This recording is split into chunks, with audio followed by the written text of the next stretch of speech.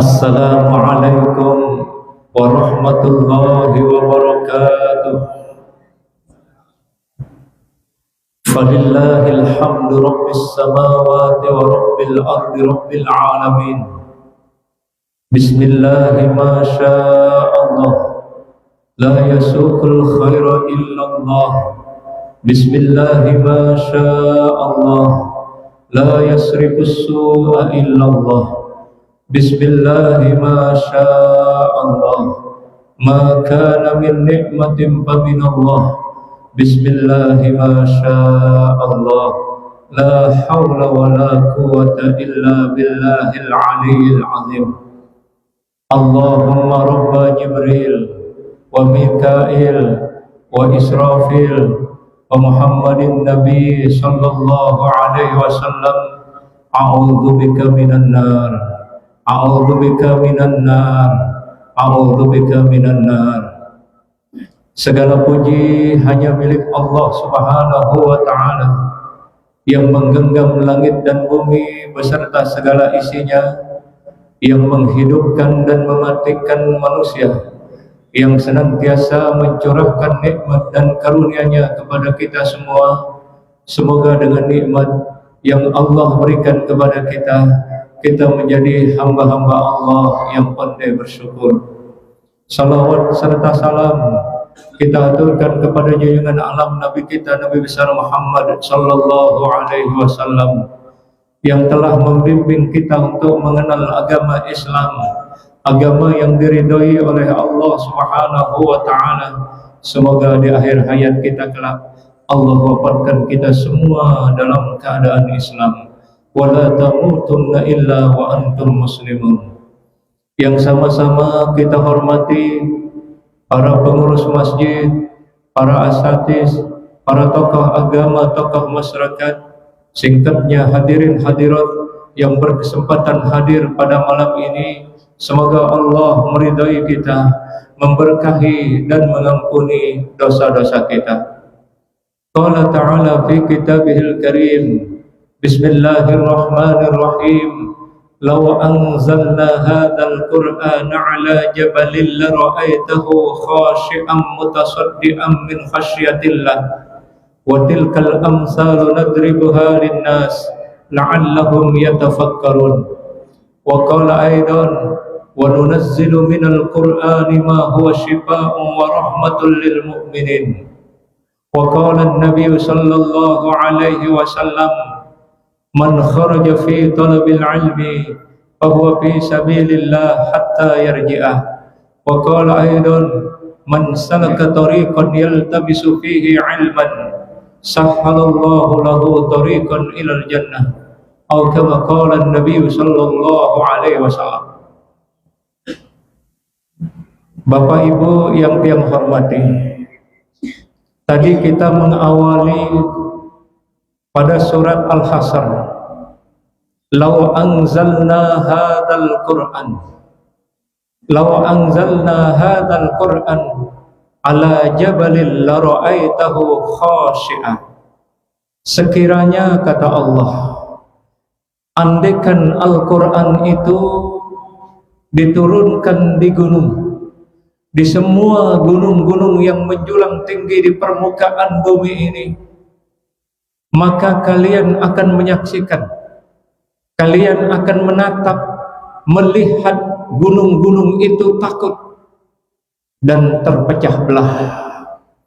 Itu menjadi tamsilan. Wa tilkal amsalu nadribuha linnas la'allahum yatafakkarun.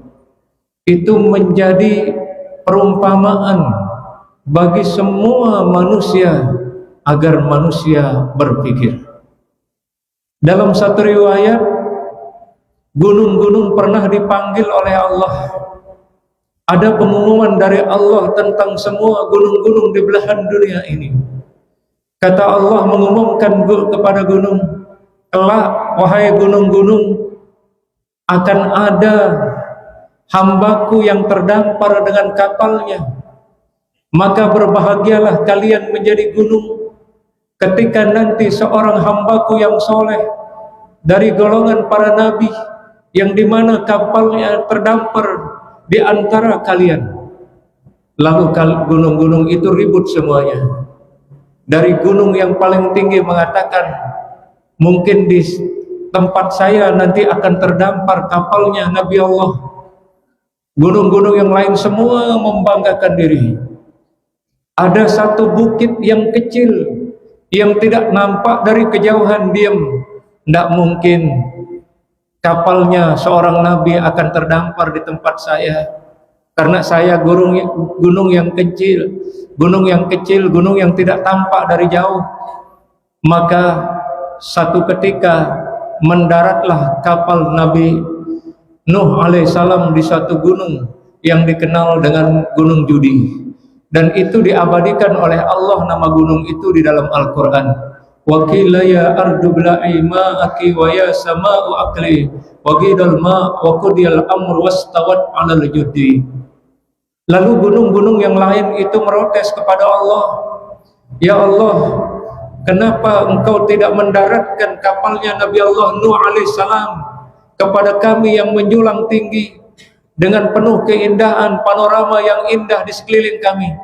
Kata Allah menjawab, kalian belum apa-apa sudah congkak, kalian belum apa-apa sudah membusungkan diri, sudah membanggakan diri.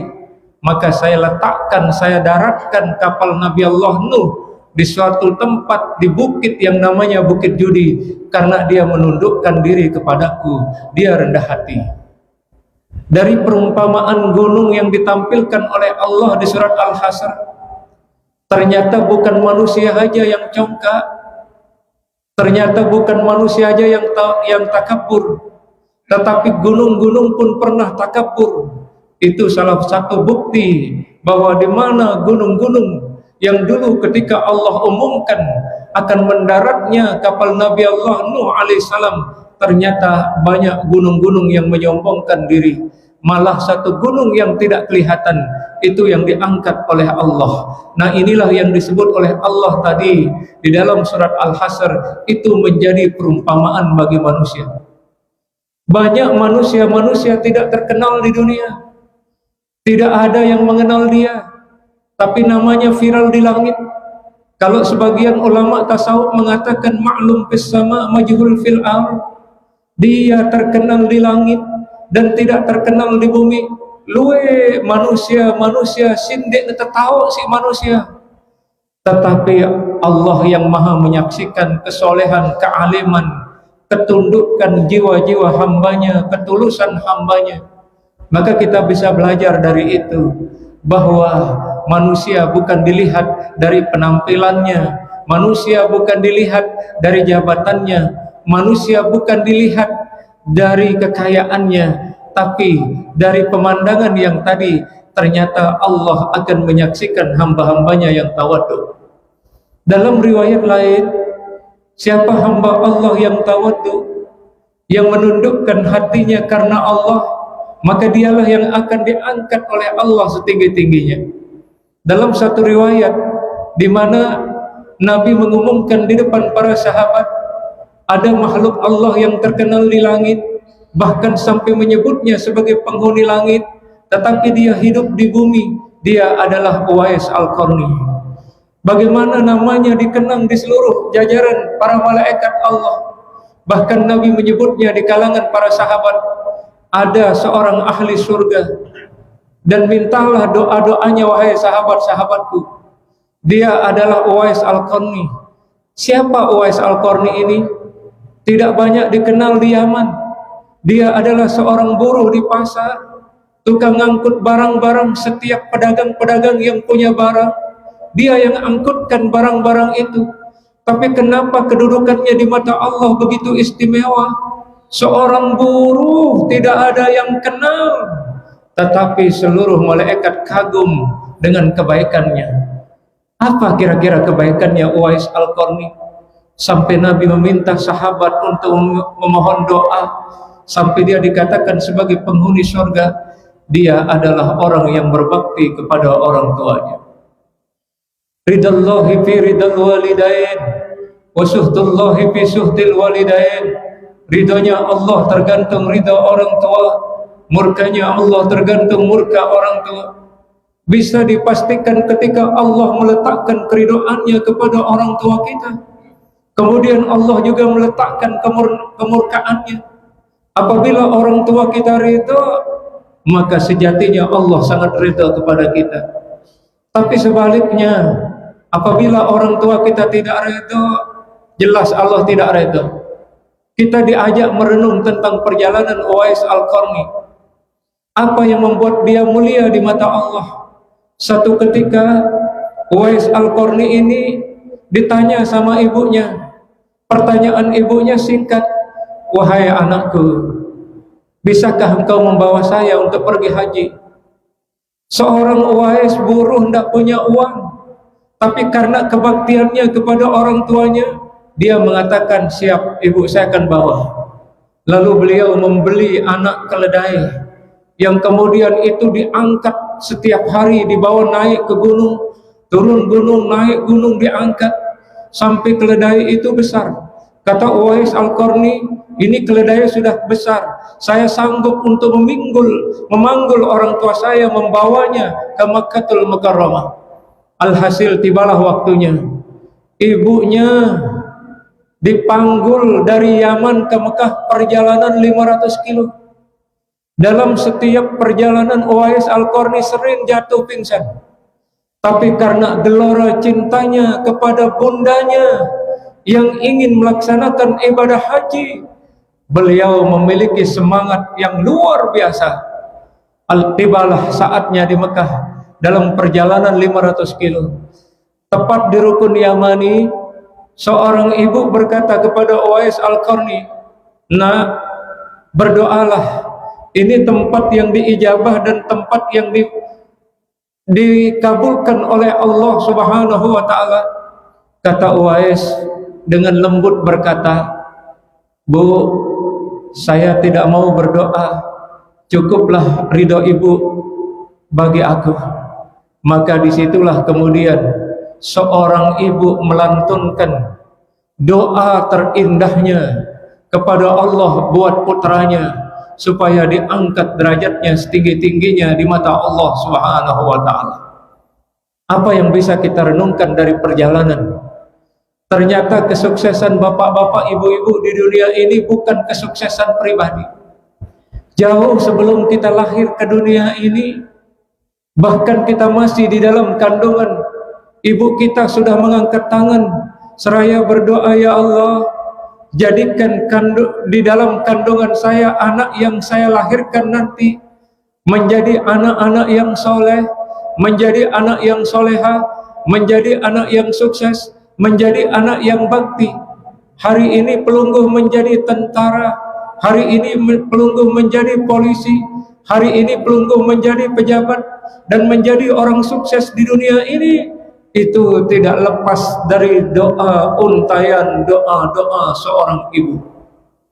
Maka berbahagialah pelungguh ketika punya ibu dan bapak. Dia adalah penyebab datangnya rahmat di permukaan bumi ini. Dia penyebab datangnya keberkahan di bumi Allah.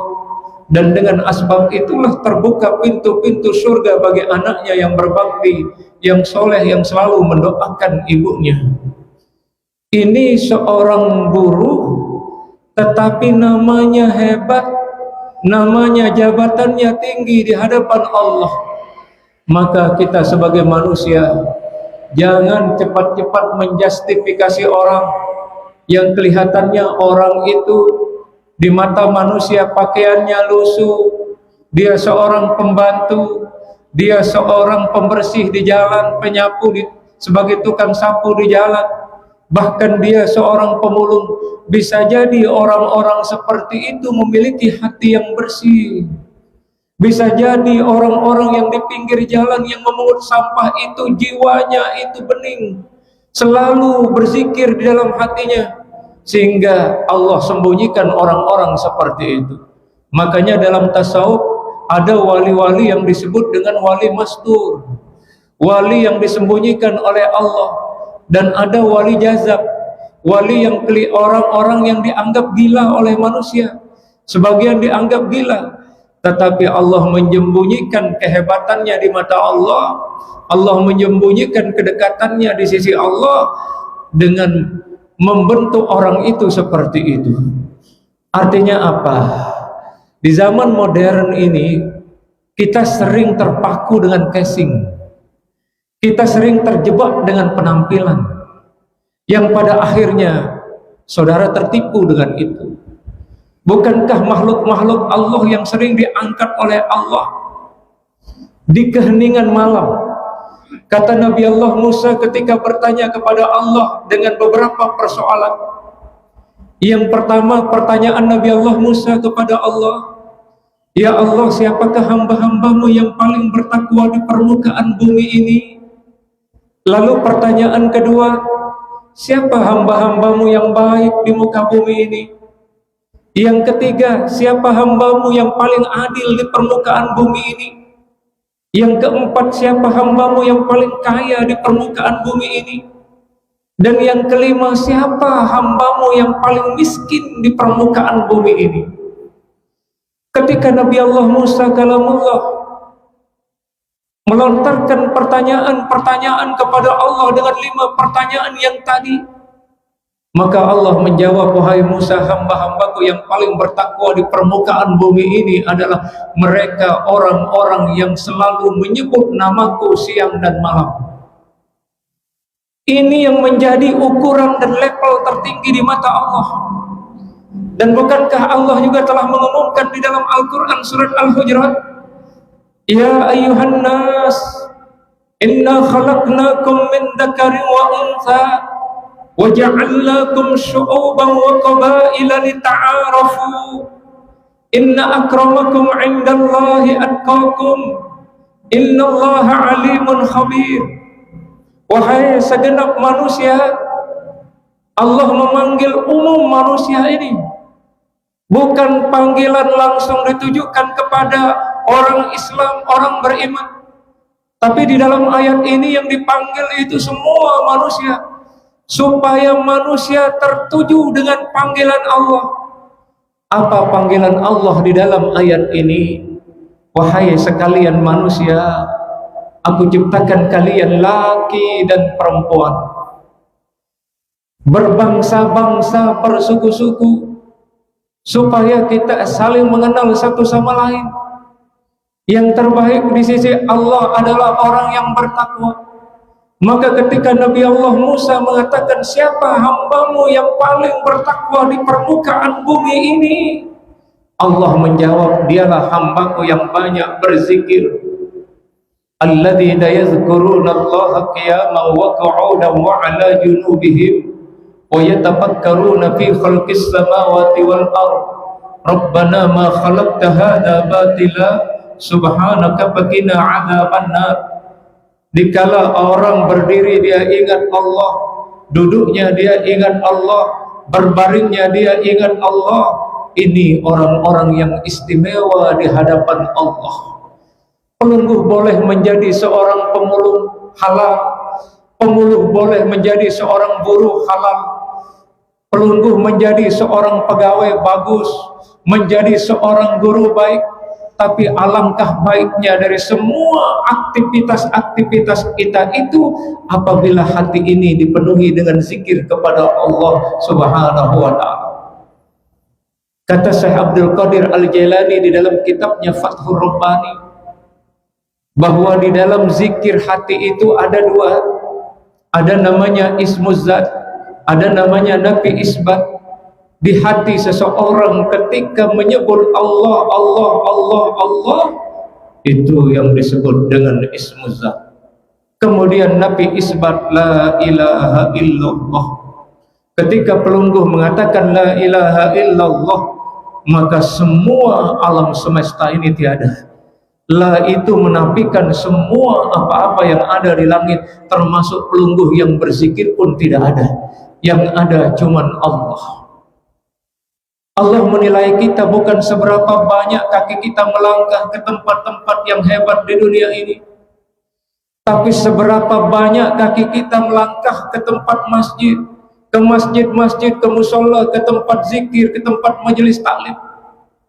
Dan seberapa banyak lisan ini menyebut Allah, seberapa banyak jiwa-jiwa ini kemudian juga berzikir di dalam hati, dan seberapa banyak telinga ini kita arahkan untuk mendengar ayat-ayat Allah, seberapa banyak telinga ini kita mendengar zikir-zikir, seberapa banyak kita mendengar kebaikan-kebaikan, dan seberapa banyak mata ini diarahkan untuk melihat lembaran-lembaran Al-Quran.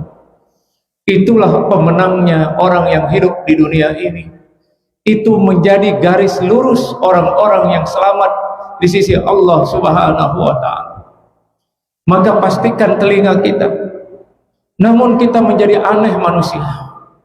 Anehnya kita di mana mulut yang sering berzikir ini ternyata masih digunakan untuk mengumpat orang lain. Mulut yang sering beristighfar ini masih juga gemar mengucap keburukan orang lain. Ini mulut sudah dilatih berzikir, tapi masih dipadukan. Ya Allah, betapa berat mulut ini Bapak Ibu. Betapa berat hati ini. Tergantung kita sekarang. Bagaimana lisan ini, apakah lebih dominan mengucap keburukan, kejelekan orang lain? Ingat, kita belum tentu baik daripada orang yang kita ucap.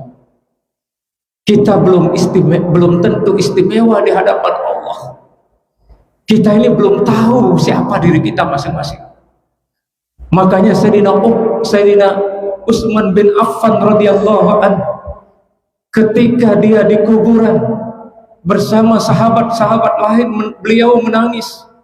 Tapi ketika beliau diperdengarkan neraka jahanam yang berkobar, yang bahan bakarnya manusia dan batu, beliau tidak menangis. Lalu sahabat bertanya, wahai Amirul Mukminin Sayyidina Utsman bin Affan, kenapa ketika diperdengarkan kubur kau menangis, tapi ketika diperdengarkan neraka jahanam yang berkobar, yang bahan bakarnya adalah manusia dan batu, penjaganya adalah malaikat yang kasar, kenapa kau tidak menangis? Karena kalau di neraka jahanam itu, kata Sayyidina Utsman bin Affan radhiyallahu anhu, sudah keruan orangnya yang masuk neraka. Tapi di kubur ini semua kita masuk.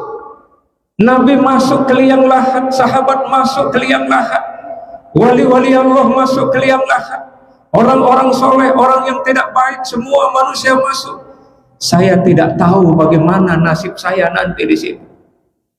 Beliau mengatakan, kalau kita sudah aman pertama masuk di alam barzakh, maka kita akan aman selama-lamanya. Tapi kalau kita sengsara masuk di alam barzakh, maka kesengsaraan itu akan bertubi-tubi menimpa kita.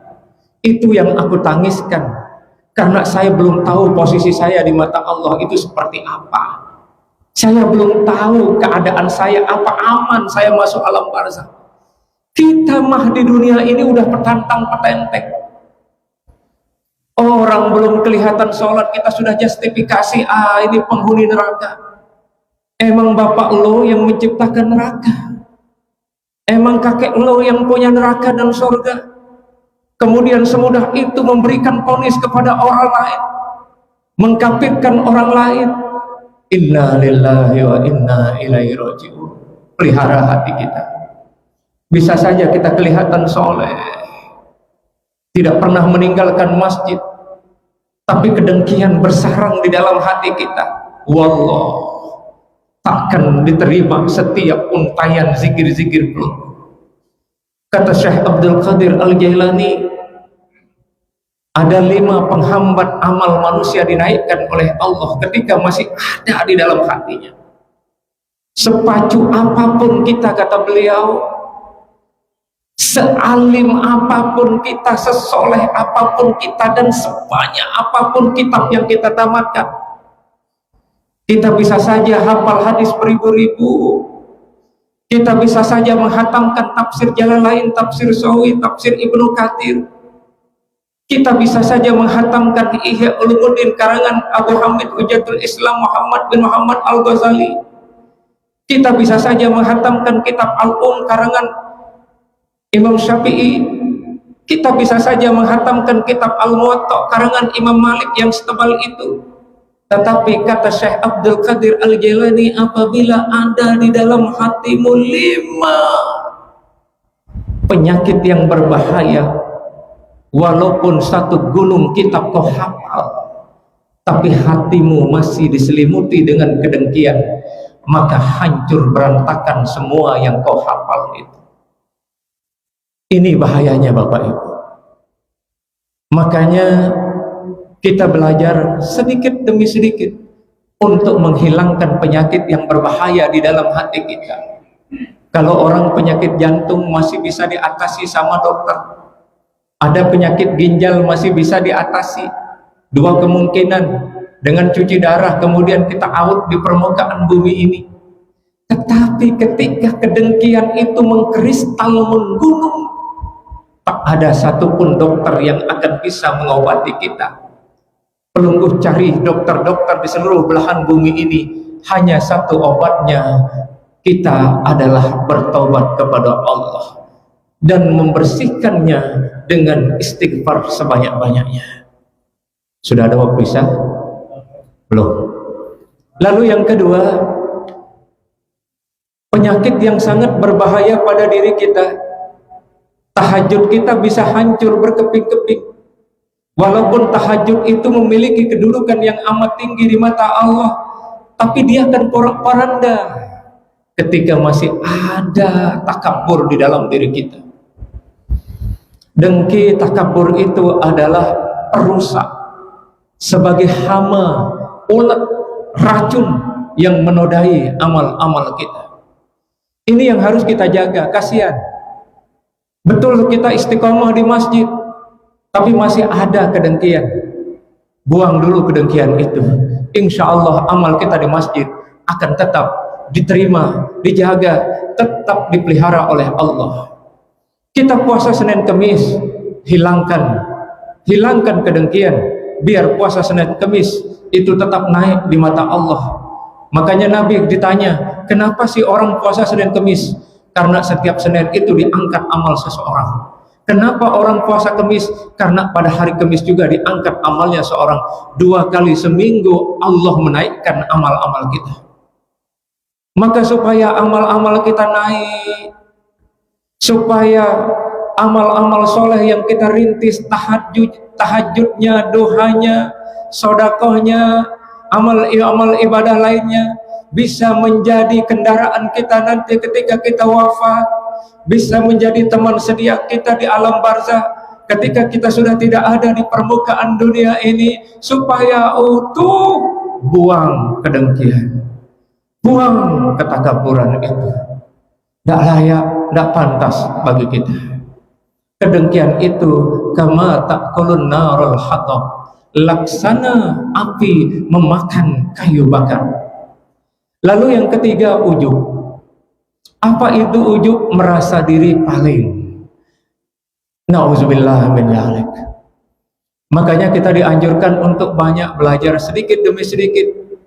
Belajar dari tarekat, belajar hakikat, belajar ma'rifat, belajar membuka lembaran-lembaran kitab Syekh Abdul Qadir Jalani.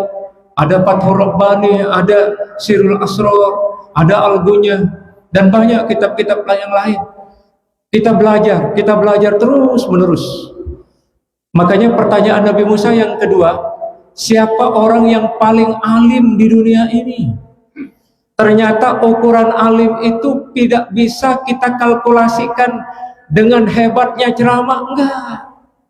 Dengan hebatnya pidato, enggak. Dengan kemudian rajinnya ke masjid, enggak. Ternyata kata Allah, orang yang alim itu adalah orang yang tidak puas dengan ilmu pengetahuan. Dia buru ilmu pengetahuan itu dimanapun dia berada. Dia buka. Makanya kenapa surat Al-Alaq itu pertama kali diumumkan oleh Allah di semua permukaan bumi ini, dan itu menjadi surat yang pertama kali diturunkan oleh Allah di Gua Hira. Rasulullah ketika bertahanus di Gua Hira, malaikat datang membawa surat Al-Alaq. Iqra ya Muhammad. Kata Nabi Allah Muhammad sallallahu alaihi wasallam, ma ana biqari, Ditanya lagi, Iqra ya Muhammad, ma ana biqari, saya tidak bisa membaca. Jadi orang yang alim itu, kata Allah, menjawab pertanyaan Nabi Allah Musa adalah bukan orang yang hafal beribu-ribu hadis, bukan orang yang banyak menghatamkan kitab-kitab, tetapi orang yang alim adalah orang yang selalu membaca dan membaca, belajar dan belajar, menuntut ilmu sampai akhir hayatnya, minal mahdi ilal lahdi, dari buayan sampai ke liang lahat. Kata Nabi juga dalam hadis lain, utlubul ilma walau bisi, tuntutlah ilmu walaupun ke negeri Cina. Di nara batas Anda nuntut ilmu. Makanya saya bangga sama bapak-bapak di sini. Saya lihat banyak pensiunan di sini yang hadir, yang pensiunan polisi, yang pensiunan tentara, yang pensiunan kepala dinas sudah ada. Ini artinya bahwa bapak-bapak itu merangkak menjadi orang alim. Terima kasih, berhubung waktu Isya telah tiba. Belum Dema. Oh, saya diperlihatkan itu katanya sudah ada Isya. Berarti belum ya? Tinggal 5 menit ya. Oke, habis pertanyaan ini kita jawab. Pertanyaan kedua, siapa yang alim? Orang yang selalu gemar nuntut ilmu kayak pelungguh. Saya bahagia melihat pelungguh. Kata Nabi kepada Ibnu Mas'ud di dalam kitab Tangkihul Qaul, dan nanti pelungguh buka juga di dalam kitab Ihya Ulumuddin bab pertama tentang ilmu, bagaimana hebatnya pelungguh hadir dalam satu majelis. Satu, kata Rasulullah kepada Ibnu Mas'ud, pelungguh hadir dalam satu majelis sesaat, lengan maghrib sampai isya, sama halnya pelungguh telah menyumbangkan 1000 ekor kuda dipakai berjuang di jalan Allah.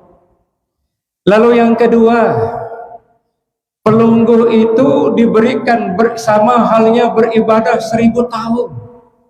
Itu pesan singkat Rasulullah kepada Ibnu Mas'ud.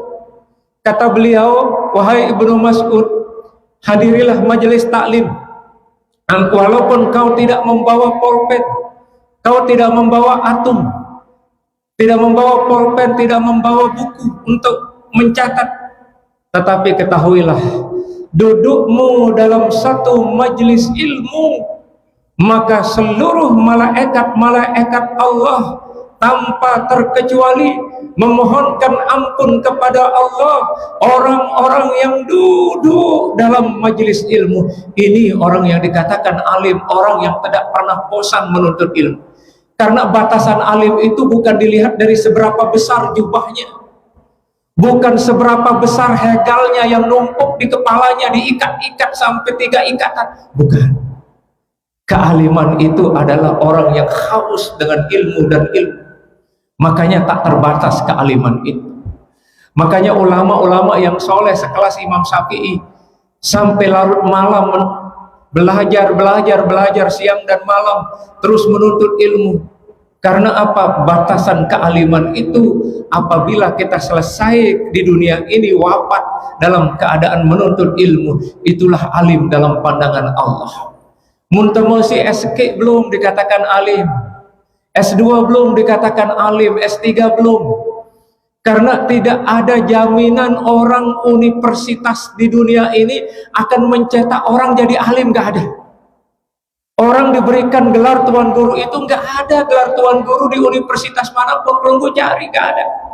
Di Mesir gak ada gelar tuan guru, di Salatiyah gak ada gelar tuan guru. Kemudian di Indonesia, di universitas, di UGM, di mana-mana yang berikan tuan guru itu gelar masyarakat. Karena kebetulan dia jadi tuan, kemudian jadi guru, maka dikatakan tuan guru. Ada juga guru tuan, ada juga tuan ustadz, ustadz tuan juga ada. Sebegitu mudahnya orang mendapatkan gelar tuan guru. Lai Jeli Lombok ini resmi tuan guru Umar doang. Tahun kelahiran beliau 1784. Nengka aja selaku tuan guru lah, tiang semal tak lagi tuan guru. Selalu saya bilang kusairi klek jama-jama, karena gelar tuan guru ini muntah baca kitab Khazinatul Asrar 40 tahun kesuluk julu. Wah ini pada ongkat si pegawai ante pada ruang si angkun teh lijak lah ongkatnya selangit pegawaian ada pada guru tuan narane berat Tuhan guru. Makanya Allah menyebut dalam surat Fatir, innama yakhsyallaha min ibadihil ulama innallaha azizun ghafur. Hamba-hamba Allah yang takut pada Allah hanyalah ulama. Ini yang disebut Tuhan guru, yang takut pada Allah. Dia tahu mana yang haram, dia tahu mana yang halal, dia tahu mana yang subhat. Dan mulut Tuhan guru itu tidak keluar kata kotor, tidak keluar kata fitnah, tidak keluar kedengkian dari mulut Tuan Guru, karena dia adalah hamba-hamba Allah pilihan di muka bumi. Tapi karena kita masyarakat berutaulik lengan Mekah Tuan Guru, berutaulik lengan Mesir Tuan Guru, berutaulik lengan Salatiyah Tuan Guru, berutaulik lengan Yaman. Kah pada tanggung ya aku jadi Qurani jadi Tuan Guru. Cukup deklek aku kusairi. Saya belum predikat ke Tuan Guru, tapi tidak apa-apa, alhamdulillah dipanggil Tuan Guru, karena dia sudah jadi Tuan kemudian jadi guru, itu saja sudah boleh dikatakan, karena dia sudah jadi Tuan kemudian jadi guru. Ya inilah penafsiran kita. Tapi kalau sejatinya itu surat Fatir, dan sejatinya juga surat Yunus, ala inna awliya Allah la khaufun alaihim walahum yahzanun. Kekasih-kekasih Allah itu dia takut, dia galau. Ekonomi krisis, dia tetap hatinya ke Allah. Orang ribut-ribut, hatinya ke Allah. Gonjang-ganjing terjadi di dunia ini, dia tetap hatinya landing ke Allah. Ino ya sibrah yang pola ilallah muntab baik standar Allah si kenanana Tuan Guru aja sandara itu jadi Tuan Guru nekah bercukup-cukup waktu jadi guru Tuan, atau Tuan Tuan Ustad atau Ustad Tuan. Wah ke jama-jama deh, jama-jama kan tak teni wah Raisa. Mudah-mudahan terpada sehat selapu, terberkah, diterima amal tu si Allah Taala selapu dah. Mudah-mudahan selamat ini selapu jemaah sila masjid, berkah hidup daripada selapu. Terima kasih. Wa ma taufiqi illa billah, alaihi tawakkaltu ilaihi unib, wallahu waliyut taufiq. Assalamualaikum warahmatullahi wabarakatuh.